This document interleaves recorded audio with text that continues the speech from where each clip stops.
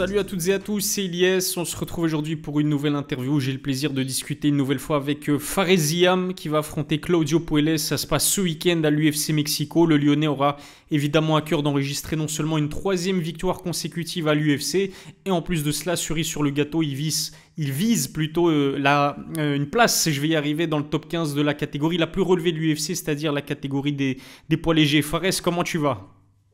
Ça va très bien, écoute la forme. Ça y est, je suis bien arrivé à l'hôtel et tout de la Fight Week et hâte que ça commence. Et t'es présent au Mexique là depuis combien de temps d'ailleurs, Fares? Alors, je suis arrivé au Mexique le 1er février, donc je suis venu en avance pour m'acclimater pour l'altitude, décalage horaire, tout ça. Ouais, ça fait un petit temps hein, maintenant, ça fait plus de 2 semaines, donc t'as très bien fait, parce que comme t'as dit, Mexico City, c'est quand même 2400 mètres au-dessus du niveau de la mer, mais on va en parler un petit peu plus tard si tu le veux bien. Fares, on va parler évidemment aussi de ton prochain combat contre Claudio Puelles, mais comme je te l'ai dit avant qu'on commence cette interview, j'aimerais aussi revenir sur ton parcours en général à l'UFC. Pour l'instant, t'es quand même à 6 combats, ce qui est quand même plutôt important pour un jeune homme de ton âge. Tu n'as que 26 ans, je le rappelle. 6 combats, 4 victoires, tout à la décision, seulement 2 défaites à l'UFC. J'aimerais savoir, Fares, comment est-ce que tu évalues ton parcours dans l'organisation jusqu'à présent? Alors, j'évalue mon parcours, je dirais que ça monte doucement, tranquillement, mais sûrement. Donc, voilà, 4 victoires sur 6 combats, c'est pas rien. Donc, c'est très bien. Donc, ça fait 4 victoires sur mes 5 derniers combats. Donc, c'est plutôt cool. Voilà. Après, il y a eu un peu des choses difficiles, comme les décisions. On voit que maintenant, les gens, ils aiment pas trop les décisions. Mais après, ça, écoute, hein, ça vient ou ça vient pas, le finish. Il y en a, c'est inné chez eux, ça vient tout le temps. Il y en a, ça vient pas. Il y en a, ça viendra. Il y aura un déclic. Mhm. Moi, je m'en fiche. Je veux faire mes combats, gagner mes combats. Bien sûr, je veux finir mes combats, tu vois, Mhm. KO, tout ça, c'est prendre un bonus. Ça fait monter la carrière. Mais ça vient pas. Tant pis, hein. Moi, je suis à l'UFC, je fais mes combats et que ça dure. Ouais, t'es à l'UFC, c'est-à-dire l'organisation numéro un du MMA mondial, et encore une fois, tu es très jeune, mais désolé de t'en parler, parce que c'est vrai que j'ai remarqué que le public et les médias te cassent un petit peu la tête avec ça. Tout le monde a envie de te parler de tes victoires, qui ne sont pas pour l'instant des victoires par finish. Euh, on en oublie presque avant de signer à l'UFC Fares, tes 12 premiers combats. Sur tes 12 premiers combats, en fait, tu comptes énormément de finish. Donc j'ai les statistiques sous les yeux, corrige-moi si je me trompe, hein. Mais c'est 5 soumissions, 4 victoires par KO, TKO, ce qui est plutôt impressionnant. Comment est-ce que tu expliques que tu n'arrives plus à finaliser tes adversaires à l'UFC? Est-ce que c'est parce que le niveau est extrêmement haut? Est-ce qu'il y a aussi une part du fait que tu combats peut-être pas autant relâché que à tes débuts? Ou peut-être même les deux, peut-être que c'est les deux en fait. C'est les deux. Mhm. Moi, je dirais que c'est les deux. En fait, au tout début, quand j'ai signé à l'UFC, j'étais très jeune. J'étais déjà quelqu'un de mature, mais la maturité au niveau du sport, la mentalité, tout ça, je l'avais pas encore vraiment. Même s'il y en a qui, à 22 ans, ils viennent, ils font des finishes à l'UFC, hein, tu vois, ça veut rien dire. Mhm. Mais en fait, je voulais tellement m'assurer de la victoire que je sécurisais la victoire. Je combattais pas pour combattre et gagner, je sécurisais une victoire pour passer au palier suivant, tu vois. Mhm. Au jour d'aujourd'hui, je pense que depuis l'UFC Paris, j'ai un peu cassé ce truc, malgré que Gerbert ait voulu pareil encore sécuriser pour enchaîner avec Paris. En fait, c'était vraiment Paris qui m'a bloqué là, ce coup-ci. Euh, Après, voilà, à voir. Moi, je vise le haut niveau, je vise le meilleur pour moi-même déjà, avant tout. Et le finish, il viendra et quand il sera là, il fera mal pour tout le monde. C'est vrai que pour l'instant, je dirais que ta meilleure performance, ta performance la plus spectaculaire, c'est clairement Michel Figlac à l'UFC Paris. Je rappelle que tu t'es imposé aussi à ton dernier combat, c'était contre Jair Bert, mais à l'UFC Londres. Tu es d'accord avec moi, Michel Figlac, c'était une très très belle performance de ta part. D'ailleurs, tu étais à 2 doigts du finish, justement. Ouais, parce que j'ai combattu libéré, j'ai Mhm. combattu en mode eh, vas-y, j'y vais, j'ai rien à foutre, tu vois. Et, euh, et ça a marché. Et malgré ce qui est dommage, en fait, c'est au moment où je mets le couteau de retourner, je pense que j'aurais pu le finir. Mais c'est pas grave, j'ai pris en expérience, je sais comment faire maintenant quand je touche quelqu'un, qu'il faut pas Mhm. que je m'excite sur lui, tu vois.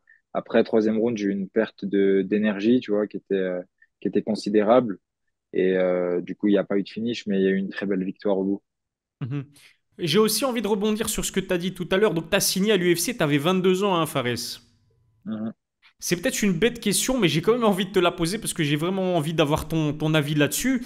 Est-ce que tu dirais que t'as pas signé à l'UFC un petit peu trop tôt?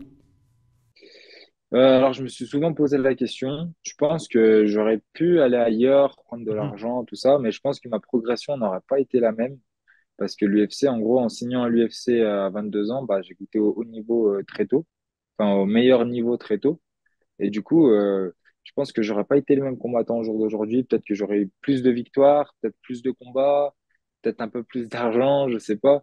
Mais, euh, mais peut-être un peu moins ce côté-là que j'ai aujourd'hui, de sérénité, de mhm. vouloir devenir meilleur à chaque fois, voilà, d'être aussi motivé que je suis maintenant. C'est super beau ce que tu dis parce qu'on sent en vérité chez toi depuis toujours, hein, depuis ma première interview que j'ai fait avec toi qui date d'il y a plusieurs années d'ailleurs. Maintenant le temps passe très vite, Fares, mais tu as toujours eu cet esprit de compétition. Alors évidemment, c'est que être combattant de MMA professionnel, ça doit être l'un des métiers les plus difficiles au monde parce que tu prends des coups, il y a des dégâts sur ton intégrité physique, sur ta santé, il y a le cutting, etc. Faut le dire aussi, quand tu commences à l'UFC, tu gagnes pas forcément beaucoup d'argent. Il y a des combattants qui préfèrent faire un autre choix, signer dans une autre organisation où le niveau est plus bas et où ça rémunère mieux. Encore une fois, on juge pas, chacun est libre de ses choix. Mais toi, on a vraiment le sentiment que ce qui t'anime, c'est pas forcément l'argent, c'est plus le sport en fait. Ouais, c'est vraiment le sport, la compétition. Euh, Bah moi, en fait, je suis passionné depuis que je suis tout petit de MMA et de compétition en général. J'ai fait pas mal de sports et tous les sports que j'ai fait, bah, j'ai voulu être le meilleur et bah, c'est comme ça que ça s'est passé. Et du coup, je suis assez content. Ouais, le plus incroyable, encore une fois, je sais que je vais me répéter, mais ta marge de progression, elle est tout simplement énorme. Tu as 26 ans, tu comptes 6 combats à l'UFC, tu es l'un des premiers, si ce n'est le premier combattant français de la nouvelle génération à avoir signé à l'UFC. Malheureusement, c'est vrai que toi-même, tu le dis dans tes interviews, la hype, elle n'est pas encore à elle est pas encore à la hauteur, on va dire. Selon toi, Fares, c'est dû à quoi? Moi, bah, premièrement, bah, c'est dû aux médias. C'est eux Mhm, qui parlent. mhm, Deuxièmement, peut-être mes performances sportives.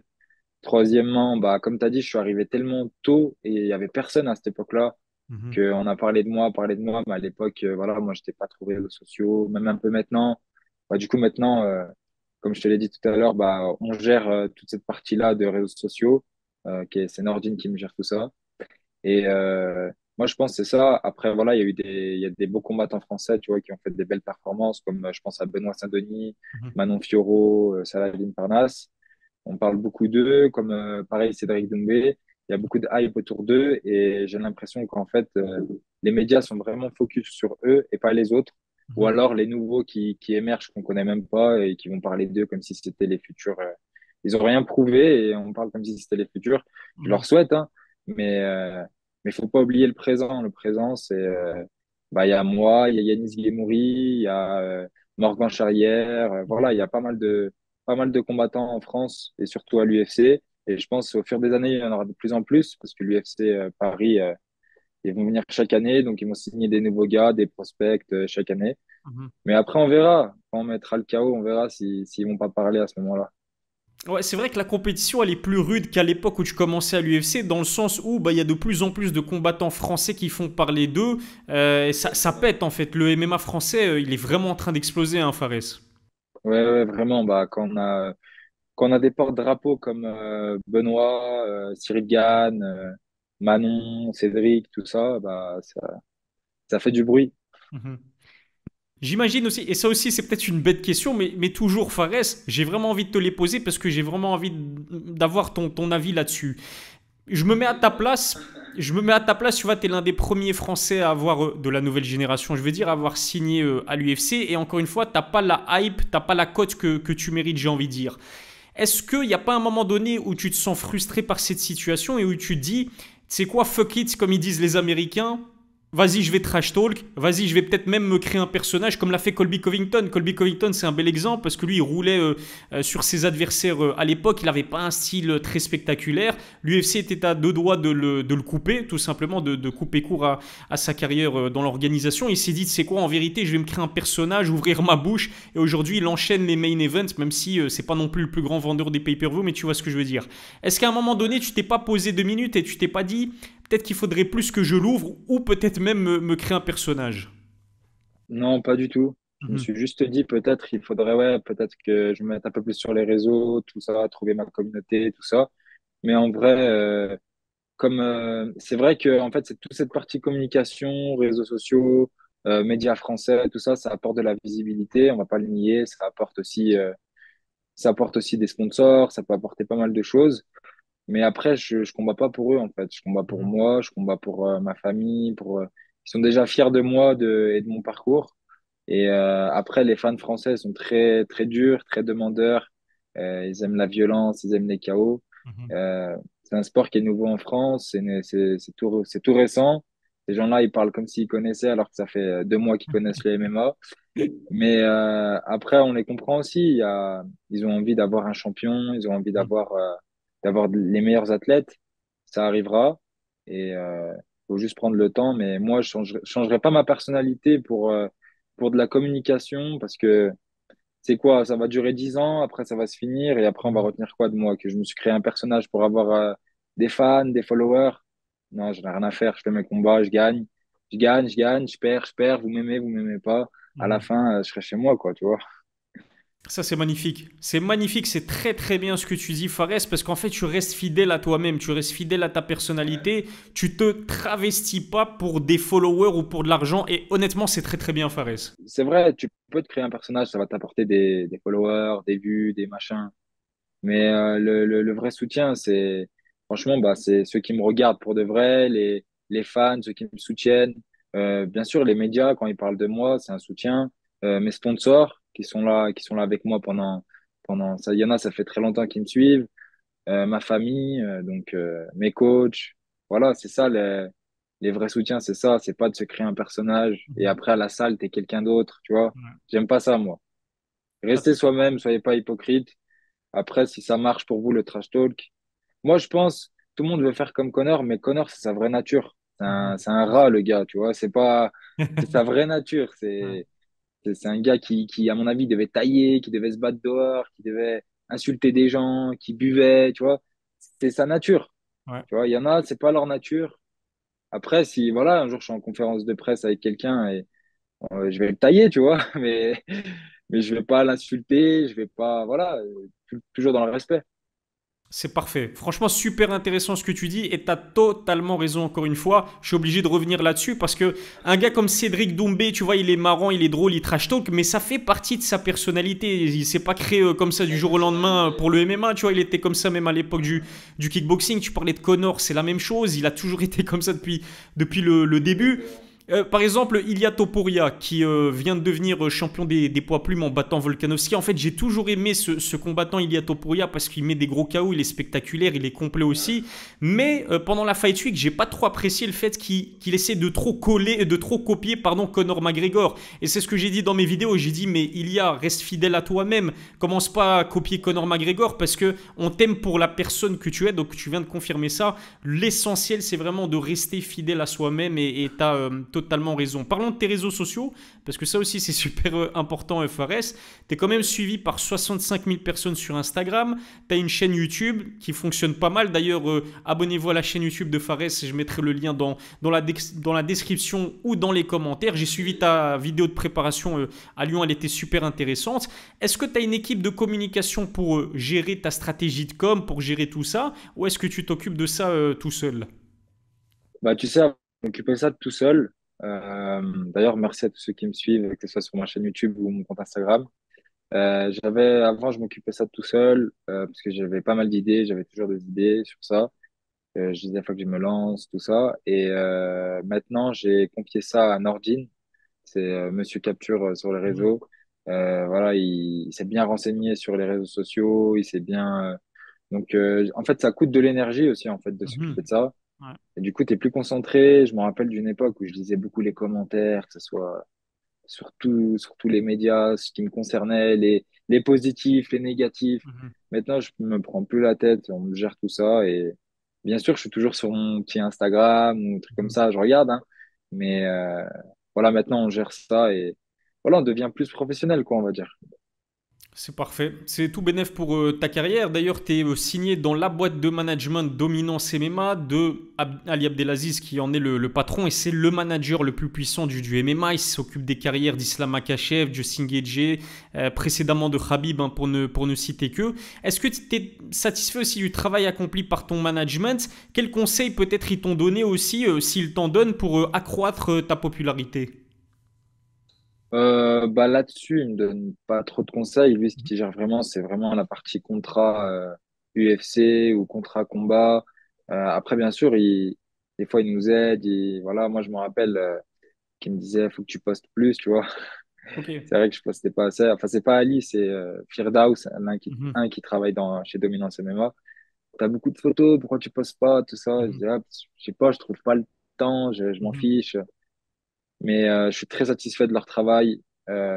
Voilà, ils ont essayé pas mal de choses. J'ai eu pas mal d'opportunités avec eux, que ce soit à l'UFC ou hors UFC.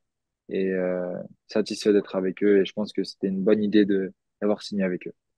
Super, donc c'était un bon plan de carrière. Je vais pas te mentir, un bon choix. Je vais pas te mentir, Fares, j'ai aussi été surpris d'apprendre que tu combattais à l'UFC Mexico. Je vais dire pourquoi. En fait, moi, je m'attendais à ce que tu combattes sur la carte en Arabie Saoudite. Alors, on sait initialement, elle était prévue au mois de mars, donc juste avant le mois de Ramadan. Finalement, elle aura lieu au mois de juin. Est-ce qu'on t'a proposé de figurer sur la carte Arabie Saoudite? Et peut-être qu'il y a une histoire aussi avec Yanis qui devait figurer sur l'Arabie Saoudite. Et donc vous vouliez peut-être pas empiéter sur la préparation l'un de l'autre, ou je me trompe? Moi, on m'a proposé au mois de novembre Daniel Zellhuber. Donc, ça faisait juste 2, 3 semaines que je m'entraînais depuis ma blessure. Je venais d'envoyer la lettre à l'UFC comme quoi je pouvais recombattre.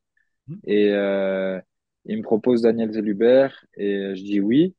Mais le problème, c'est que c'est au Mexique, tu vois. Mon manager, il me dit, c'est à Mexico, c'est 2400 mètres d'altitude. Si tu combats au Mexique, il faut que tu ailles un mois à l'avance. Il me dit, c'est juste ça le problème. Du coup, moi, je dis, ah ouais, tu penses, je dis, écoute, je te fais confiance. Il me dit, mais le combat, on n'a aucun problème avec, c'est un très bon combat pour toi. Je dis, bon, bah, ok, on y va, tu vois. Il m'a dit, bah, écoute, je vais essayer de faire quelque chose et je reviens vers toi. Mhm. Le temps, il passe et il me propose un autre adversaire. En gros, il me propose soit Mexico, soit Arabie Saoudite, Ok. mais un autre adversaire. Mhm. Et là, à ce moment-là, c'est plus le choix de la destination qui est importante, c'est le choix de l'adversaire. Le Mhm. mieux pour ma carrière, tu vois. Ok. Le mieux pour ma carrière au niveau de la localisation, c'est l'Arabie Saoudite, Mhm. mais l'adversaire, c'était le Mexique. Ok. Du coup, on a dit, bon, bah, on combat au Mexique contre Daniel Zellhuber. Le temps, il passe, pas de nouvelles, pas de nouvelles. Il me repropose euh, soit Arabie Saoudite, soit Mexico, mais deux autres adversaires Ok. différents. Et du coup, bah, j'ai encore choisi Mexico parce que c'était le mieux pour moi, encore une fois. Et sinon, non, j'aurais kiffé être sur la même carte que Yanis. Mais à ce moment-là, Yanis, il avait pas encore de combat. Donc, Ok. ça arrivait après. Et un peu déçu, mais bon, c'est comme ça, hein. Ce que j'ai aimé, c'est que l'UFC m'ont laissé le choix. Tu vois, Mhm. c'est un peu. J'avais le choix entre deux destinations, deux adversaires différents. C'est cool. Ça prouve qu'il te respecte aussi, Fares, et finalement tu vas donc affronter Claudio Puelles à l'UFC Mexico. C'est quand même un très très bel adversaire, Claudio Puelles. L'UFC au Mexique, on sait que c'est une terre de combat, que ce soit en boxe anglaise, que ce soit au MMA. La carte est belle, on aura Brandon Royval, on aura Brandon Moreno, on aura Brian Ortega, Yair Rodriguez, et toi tu fais partie de cette carte-là. Le truc c'est que comme tu l'as dit, la ville Mexico City se trouve à 2400 mètres au-dessus du niveau de la mer. Alors, mis à part le fait que tu es arrivé à l'avance justement pour t'acclimater à ça, j'ai entendu dire justement dans ta vidéo sur ta chaîne YouTube que avec ton kiné, je crois qu'il y avait un moyen de préparer aussi le fait de combattre en haute altitude. Est-ce que tu peux nous expliquer ça, s'il te plaît? Alors en fait, moi je vais au centre de kiné du sport à Gerland, qui s'appelle le CKS Gerland. Voilà, mon kiné Romain Chamblin, il s'occupe très bien de moi. Donc je suis assez satisfait de travailler avec lui. Dans leur structure, ils ont une chambre d'hypoxie. Donc, c'est Mhm. une chambre qu'on met en altitude où on réduit le niveau d'oxygène, comme si on était en altitude, en fait. Mhm. Et on faisait du cardio entre deux entraînements. Du coup, ça veut dire que je m'entraînais 3 fois par jour. Je faisais du cardio dans cette salle. Je faisais du 10-20 sur 5 minutes avec des fois du shadow. Et franchement, c'était la première fois que j'ai fait ça, j'avais mal à la tête Mhm. parce que l'altitude, voilà, il y a moins d'oxygène. Ouais. On a préparé ça comme ça. Et après, le mieux, c'était quand même de venir en avance. Ah, tu nous as fait une préparation à la Sangoku qui rentre dans la salle du temps, en fait. Exactement. Bah, il faut venir, il faut tout prendre, il faut tout Mhm. essayer pour être à 100%. Non, mais t'as raison, parce que je sais pas si tu te souviens, par exemple, de l'UFC à Salt Lake City, où il y avait Kamaru Usman qui a perdu contre Leon Edwards et Paulo Costa qui affrontait, je crois, Luke Rockhold. Mais on a senti que les combattants, même avec un gros cardio, étaient un petit peu entamés dans leurs conditions physiques à cause de l'altitude. Donc tu fais très très bien. Ouais, ouais, ouais, non, il faut pas, ça c'est quelque chose à pas négliger, hein. Moi, j'ai le souvenir de Cain Velasquez contre Ouais, Fabricio Verdum. ouais, Cain Velasquez, il a négligé ça alors qu'il est mexicain. ouais. Et Verdum, lui, il est venu à un mois à l'avance. Et du coup, là, après un round, il était fatigué, Cain. Et c'est la vérité, hein. Moi, les premiers sparring que j'ai fait ici au Mexique, Mhm. j'ai rejoint une team où il y a des gars qui ont gagné le TUF, tu vois, Ok. c'est quand même une assez bonne team. Et j'ai fait, d'habitude, à la salle, je faisais 6 rounds de 5 sans pause, à chaque fois une Mhm. minute. Bah là, au bout de 3 rounds, j'étais fatigué. J'ai Mhm. quand même fait les 6 rounds ici, mais après 3 rounds, j'étais vraiment cuit, quoi. Mhm. Et là, tu sens vraiment une bonne évolution. Là, tu t'es acclimaté. Ouais, je suis à 100% là. Excellent. Il faudra être à 100% pour affronter Claudio Puelles, qui est un combattant d'ailleurs que tu connais, avec lequel tu as tourné, je pense, au Kill Cliff FC. Il compte 12 victoires à son actif, 7 par soumission, très dangereux au niveau de ses soumissions. 3 défaites, dont la dernière est intervenue à son dernier combat, qui date quand même, novembre 2022, mais contre un très bel adversaire, il faut le dire, qui est Dan Hooker. Tu penses quoi de Claudio Puelles en tant qu'adversaire? Je pense que c'est un très bon adversaire pour moi parce qu'il n'a pas un excellent striking, sa lutte est OK. Il a une bonne lutte quand même, hein, je ne vais pas le négliger, j'ai lutté avec lui à la salle, mais j'ai des bonnes défenses. Son sol, il est excellent, on va pas se mentir. Mais voilà, je me vois favori, je me vois plus fort, que ce soit dans tous les domaines, même au niveau cardio. Donc voilà, moi je pense que c'est bien. Après, un peu déçu de combattre quelqu'un que je Mhm. connais. Mais après, hein, qu'est-ce que tu veux que c'est le. Moi, je lui ai dit, je suis désolé, hein, c'est comme ça, c'est le taf. Et lui, il m'a dit, ok, je comprends, et il a accepté aussi, tu vois. Ouais, c'est ça, vous devez bien gérer vos carrières, faut pas faire de sentiments, c'est que du business comme dirait l'autre. Objectif, le battre évidemment et intégrer le top 15 potentiellement de la catégorie des poids légers qui est, je le rappelle, la catégorie la plus relevée de l'UFC en fait. Oui, oui, oui. Bah, moi, je pense que j'ai clairement le niveau top 15. J'ai tourné Mhm, avec plein de top 15. Voilà, lui, il était à l'entrée de porte du top 15. Je tournais avec lui, ça me faisait ni chaud ni froid. mhm, Euh, donc, euh, donc voilà, j'espère que faire une belle performance. Je pense que c'est vraiment mes performances à l'UFC qui vont m'emmener au port du top 15 parce que le niveau, je l'ai. Il faut juste que j'assure en combat, c'est tout. mhm. Si tu le bats, je te le souhaite évidemment de battre Claudio Puelles, est-ce que tu comptes faire un call-out? Je me souviens que je t'avais posé la question précédemment. Il y a un moment donné, tu m'avais dit que oui, tu allais call-out quelqu'un, je me souviens plus c'était qui à l'époque. Et quand on Prévola avait... à l'époque, je crois, Frévola. qui était top 15 et du coup j'aurais aimé l'affronter, mais du coup il a affronté Benoît, là il est sorti du top 15, du coup ça m'intéresse plus. J'imagine, mais donc il y avait un moment où tu m'avais dit clairement que tu voulais Frévola, puis je me souviens qu'on avait fait une autre interview où tu m'avais dit que tu voulais plus trop call-out. Est-ce que c'est encore le cas à l'heure actuelle ou est-ce que tu as pris conscience peut-être que le call-out après une victoire, ça peut être super important pour la suite de ta carrière? Et donc pour résumer ma question, si tu bats Claudio Puelles, ce que je te souhaite, qui est-ce que tu comptes call-out? Dan Hooker, Danouker, ok, ok. directement, dernier adversaire de Claudio Puelles, Mhm, je pense que je peux le battre, je pense que voilà, dans tous les domaines, je pense que je suis plus fort que lui. mhm, Lui, du juste qu'il a, c'est de l'expérience, il a beaucoup d'expérience, et les gars qui ont de l'expérience, expérimentés comme lui, faut faire gaffe parce qu'ils ont toujours une petite issue de secours quand ça va mhm, mal. Mais sinon, je me sens plus fort que lui de partout. Mais après, voilà, je vais le call out. mhm. Ça marche, ça marche. Ça marche pas, je m'en fiche. Le prochain adversaire, je dis oui et on y va. T'as raison, d'ailleurs, vous êtes vraiment gigantesque hein, pour la catégorie des poids légers lui aussi, il est grand.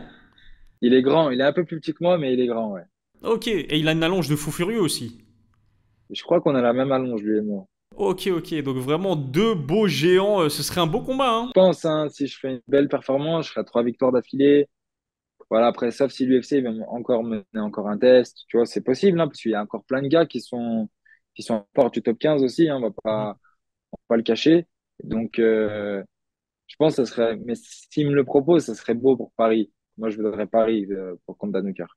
Mais tu anticipes parfaitement ma prochaine question parce que j'allais justement te demander si le prochain combat potentiellement serait pas un UFC Paris. Et donc imaginons Faresiam contre Dan Hooker à l'UFC Paris. Franchement, l'affiche elle a de la gueule, hein. Et là, la hype, elle sera là, là. Là, Mhm. on sera en mode, ouais, Faresiam. Donc, là, elle sera là. Mais après, voilà, on combat pas pour ça, on combat pour gagner la compétition et faire comme Ilia Topuria, prendre une Mhm. ceinture contre un gars qui est installé dans la catégorie depuis longtemps. Voilà.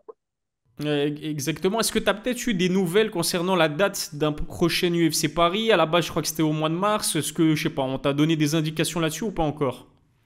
Bah, non, on m'a rien donné. Je sais qu'ils viennent chaque année en septembre, mais cette année, il y a le JO. Donc, est-ce qu'il y aura UFC Paris en septembre? Mhm. Peut-être en octobre, voir. Mais en tout cas, si c'est en septembre, euh, je pense combattre avant septembre. Mhm. Si je peux, bien sûr, si je suis en forme, tout ça. Sinon, si c'est un combat s'il me donne un combat en juillet, je dirais non pour combattre UFC Paris en septembre. Mais juin, UFC Arabie Saoudite, ça peut être intéressant, non?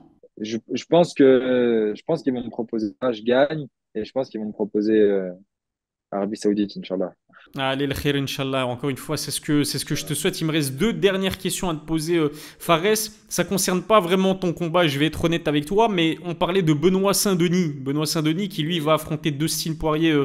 C'est quoi? C'est le 10 mars, je pense, comme main event de l'UFC 299. C'est un truc de fou, c'est une affiche de fou furieux. Benoît Saint-Denis, c'est un combattant que tu connais. Je pense que vous avez tourné ensemble. Vous faisiez partie du même management avec Guillaume Pelletier. C'est quoi ton pronostic concernant Benoît Saint-Denis de Stine Poirier? Première question. Et deuxième question, est-ce que tu es fier peut-être du parcours qu'il a accompli? Est-ce que c'est peut-être aussi une sorte, comment dire, de ligne directrice pour ta carrière aussi?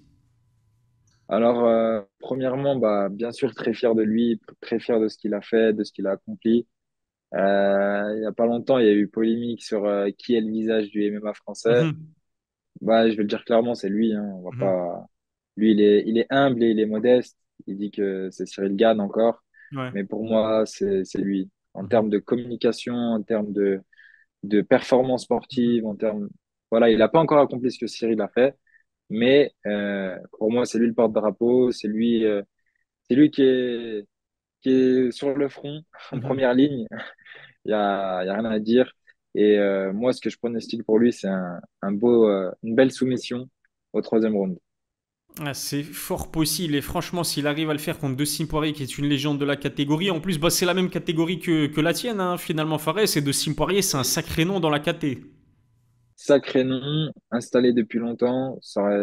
Mais voilà, c'est un nom, il a beaucoup d'expérience. Donc, comme j'ai dit, les gens qui ont de l'expérience, c'est quand ça va mal qu'ils trouvent des issues. Mhm. Mais là, je pense pas qu'il aura d'issue, hein. Je pense qu'il a clairement pas le niveau et il a pas la dalle que Benoît a aussi. Ouais, Benoît, il est vraiment chaud, chaud, très complet en plus de cela. Il y a Daniel Warren dans sa team. Et pour revenir à ce que tu disais, ouais, c'est clairement une motivation pour moi. Quand je le vois combattre, là où je vois où il est aujourd'hui, c'est clairement une motivation pour le doubler. Il est là, faut que je fasse ça.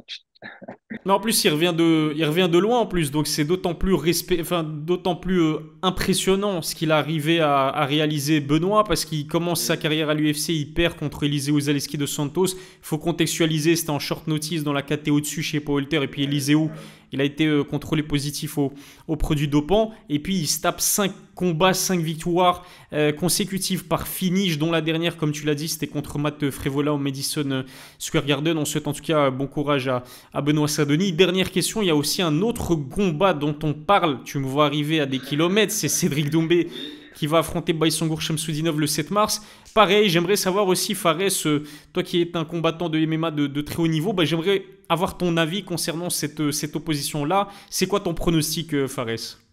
Tu sais, c'est très dur de donner un pronostic quand t'aimes deux personnes. Moi, je Mhm, connais les deux, je parle avec les deux, donc mhm. je leur souhaite le meilleur aux deux.